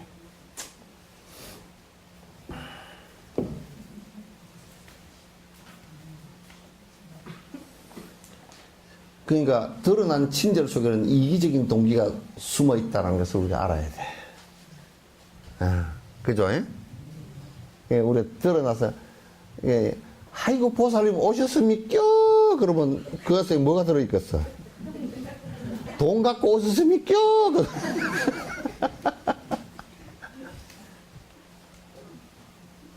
여기에서 그런 곡세하고 아부하는 것을 하지 말라는 얘기야. 그러니까 그렇다고 해서 무뚝뚝하라는 얘기는 아니죠. 그죠? 친절함이라는 것은 법에 대해서 친절하게 일러주고, 수행하는 거 일러주고, 방법 일러주고, 이런 걸 친절하게 해주라는 얘기지. 아이고, 스님, 보살님 오셨습니까? 아이고, 대보살님 오셨네. 내가 보니까 대나무도 아니고 크지도 않더만.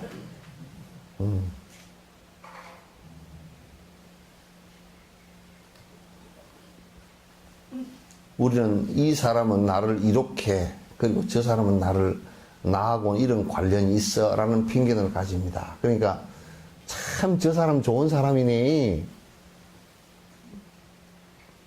그럼 뭔 사람이요? 지한테 잘해준 사람. 도둑놈이 저 사람 참 좋은 사람입니다. 그 뭔 사람이게? 열쇠 안 잠궈 놓고 간 사람. 경찰인데 잘 도둑을 못 잡는 경찰. 그런 참 좋은 사람입니다. 저 사람 참 어떻게 그렇게 우리 어려운 걸 알고서 잘 잡지도 못하고 안 하고 열쇠는 끌려 놓고 다니고 그렇게 할까요? 참 좋은 사람이고. 도둑놈이 제일 싫어하는 사람은 문 튼튼하게 해놓고 자물통 열지도 못하게 콱 채워놓고 그따 또 CCTV까지 탁 해놔놓고 그리고 비상벨까지 해놔가지고 그냥 도둑질 못해가게끔 참 나쁜 놈이죠.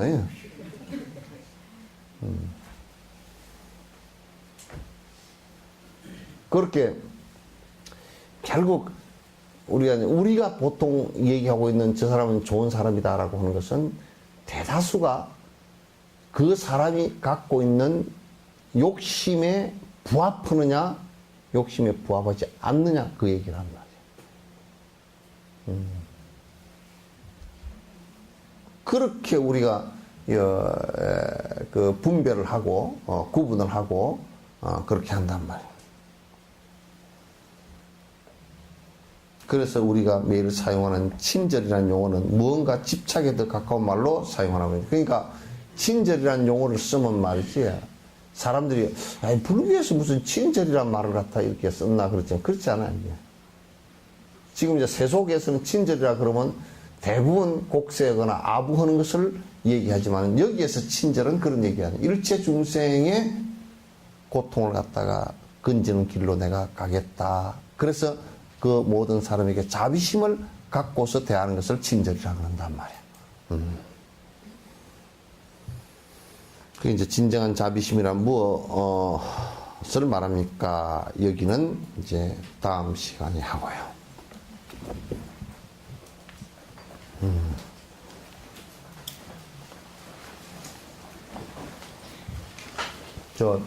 가만히 있습니다. 우리가 25일 날 예술제 하죠?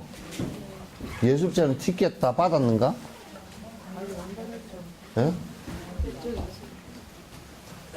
오늘 여러분이 모시고 올 수 있는 수만큼 다 갖고 가세요. 예? 이영자 보살 한 사람만 대답해. 모시고 올 수 있는 수만큼 다 갖고 가세요. 예? 그리고 다 모시고, 그날 뭐냐면 그 안에 이제 나중에 카탈로그 나올 건데 꼭 찬불가를 한두 곡씩 하고, 찬불가를 일부러 하라 그랬어요. 하고 그 다음에 자기 노래 하든지, 또 남의 노래라도, 가요라도,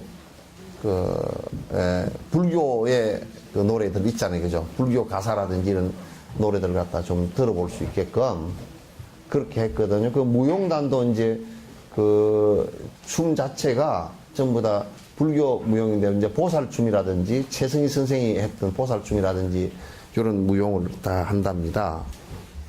그리고 이제 성악가들도 이제 우리 찬불가하고, 불자들이 와서 찬불가하고, 그 다음에 가곡 가운데서도 불교 그 노래를 갖다가 할 수 있도록 이제 그렇게 할 것이니까, 그날 쭉 전부 다 나오십시오. 아니, 다른 절애들도 여러분이 아시는데, 그 표는 초청장과 같은 거예요. 같은 거니까, 다 여러 사람들한테 전화도 하고 그래서 다 같이 나오실 수 있도록, 그렇게 좀 해 주시기 바랍니다. 꼭 좀 다른 절에는 다 좀 아는데 연락하세요. 그리고 한 가지 이제 부탁드릴 게, 뒤에 그거 없나? 아까 우리 예술제 만들어 놓은 카탈로그 아직 없지? 한 장만 줘보세요. 한 장만. 응?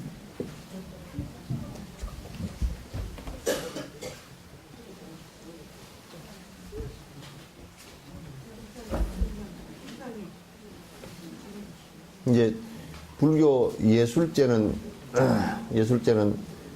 시에서 약 1,000만 원, 한 30만 원 정도 지원하고, 나머지 돈은 우리가 다 해야 되거든요. 그래서 요 티켓을 파는 것이 아니고, 전부 다 모든 사람들이 와서 볼 수 있게끔 이렇게 하려고 그러니까, 뒤에 나중에 이제 카탈로그가 그날 나올 거거든요. 요거는 이제 초청 티켓이고 나올 건데, 거기에 뒤에 협찬을 갖다 전부 다 받아요. 요거는 본문하고 상관없는 얘기입니다. 협찬을 전부 다 받으니까, 거기에 협찬 뒤에 광고할 수 있게끔, 여러분들께서 이제 무슨, 그게 특별히 무슨 광고가 되겠습니까? 같이 협조하는 것이지. 그래서 여러분께서 이제, 지금 며칠까지 오늘이 며칠이죠? 15일입니다. 그러니까 한 그 20일 정도까지 뒤에 이 협찬 광고 이렇게 할 수 있게끔 여러분들께서 그 사무실로 이렇게 좀 말씀을 좀 해주시면 좋겠습니다. 여러분의 다른 분들에게 권유해서라도 그렇게 좀 해주시면 좋겠습니다. 이제 그리고 다 이제 그 팜프렛 안내로 나갈 건데 한 번 더 이제 숙지하기 위해서 말씀드릴게요. 10시에 여기서 기도 시작됩니다. 촛불날 10시에 시작해서 우리 천수기하고 공양 올리고 그 다음에 이제 10시에 하면 한 30분, 10시 반 정도에 그 티베트 스님들 내충 스님이랑 기도 이렇게 하시고 기도하시고 그 다음에 이제 그 법문하시고 뭐 축사하는 것은 이제 그 사이에 할 거고요. 축사는 이번에 이제 선거에 나온 사람은 아무도 못해. 뭐 시의회도 그렇고 그래서 이번에는 요 중국교회 뭐 최현석 목사하고 캐톨릭의 서교동 성당에 이제 신부님하고 이렇게 또 그 우리 회장님하고 이렇게 해서 축사를 하도록 그렇게 이제 지금 아직까지 이제 말씀들은 안 드렸는데 이제 그렇게 할 예정입니다. 예정이고 이제 그 다음에 법문 끝나고 나서는 부처님 사리는 여기다 모실 겁니다. 부처님 사리는 중국에서 모시고 촉발 한 2, 3일 전에 들어올 거예요. 들어오면 여기서 모시고 제 방에 모시고 있던 그 사리도 이렇게 분사리인데 이렇게 정리를 하면서 보니까 한 5과가 더 생겼어요. 그것도 이제 내가 여기다 모셔드리도록 그렇게 하고 중국에서도 분사리를 한 10과 정도 더 모시고 올 거예요. 그래서 사리 친견은 주변 분들한테 많이 알려서 같이 이렇게 친견할 수 있도록 그렇게 해주시고 이제 어쨌든 법회가 한 12시 반이나 이렇게 끝나면 그때부터 이제 욕불 의식하고 그 다음에 이제 내충 스님께서 이제 아직까지 그거는 확정이 안 됐는데 염주라든지 이렇게 해서 여러분과 같이 이제 가피해 주시고 그리고 이제 점심 잡수시고 바로 이어서 요쪽 문으로 이렇게 오시면 줄 서서 이렇게 전부 다 참배하고 사리 친견하고 사리 친견하는 거 3시 반 정도까지 이제 하고 3시 반 지나서는 우리 여기 온 사람들은 전부 다 3시 반 정도까지는 다 끝날 거예요. 끝나면 이제 그 뒤에 다른 절에서 오시는 분들은 그 뒤에 쭉 계속 친견할 수 있도록 그렇게 이제 하겠습니다. 그리고 이제 안에 이제 사생대 하는 것은 그전과 똑같이 하고요. 3시 반에 시상식 하고 또 이제 애들 사생대 할 때 애들 댄스 경연도 한답니다. 뭐 고등학생들 댄스 경연 하는데 저기 애들은 저 앞에 전부 앞에 그 밑에 뭘 바닥 깔아줘야 될 거 아닌가. 머리를 밑에다 대고 뺑뺑이 돌아서 하니까 안 깔아주면 그건 다 이상하게 될 거 아니야. 그래서 어쨌든 그런 사진도 이 핸드폰 스마트폰으로 사진 경연 대회도 하고 이제 그날 하여튼 그날 점등할 때까지 등 켤 때까지 행사가 계속 이어져서 할 수 있도록 그렇게 할 테니까 다른 절에 이제 등 켜시고 그래서 법회에 참석하시고 오후에 이렇게 와서 사리 친견하시고 그렇게 하라고 권유를 하십시오. 권유를 하시고 그 다음에 올해는 공양하는 것을 내가 스리랑카를 가보니까 우리가 참 배워야 될 점이 많이 있어. 그래서 공양하는 게 그거는 전부 다 우리 이제 그 꽃들 이렇게 해가지고 여기에 자기 손에다 이렇게 하거나 안 그러면 자기네들이 꽃 그 하안을 만들어서 이렇게 부처님께 올리고 공양하는 것이 그 아주 전 국민이 그렇게 다 하는 것 같다.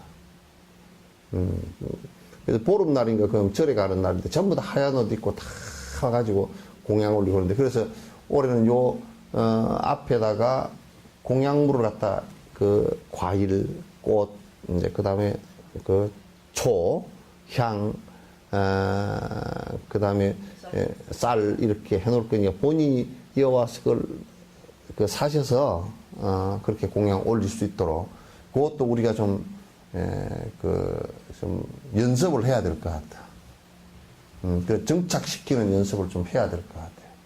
그래서 그렇게 이제 하도록 하고 그럴 테니까 여러분께서 이번에는 하요법회 나오시는 분들은 뭐 좀 딴절에 좀 다니시는 분들도 이게 오셔가지고 여기 좀 오늘 이게 초파일 날 비빔밥 하는 공양하는 거기에서 좀 전부 다 걷어붙이고 좀 일들 해주시면 고맙겠습니다. 청정신 보살이 다 사람 챙기시오. 그거 하지 말고. 사람 없으면 나는 그것만 딱 달릴 거니까 알았어요. 그렇게 하면 되겠죠? 네. 내충 스님은 해양경찰 교육원에 그 불상 모신 저만 할 거고요. 또 이제 진달래 불상 모신 거. 지금 진달래 불상은 탱화하고, 그 다음 불상 개금 지금 시켜놨어요. 그래서 거기 이제 저만 하고, 그 다음 소나무에 기도하고 할 때, 일정표에 다 나갈 겁니다. 나가니까 여러분께서 같이 그때 동참을 갖다 같이 해주시면 고맙겠습니다. 끝낼까요? 네. 더 할까요? 자, 끝내죠.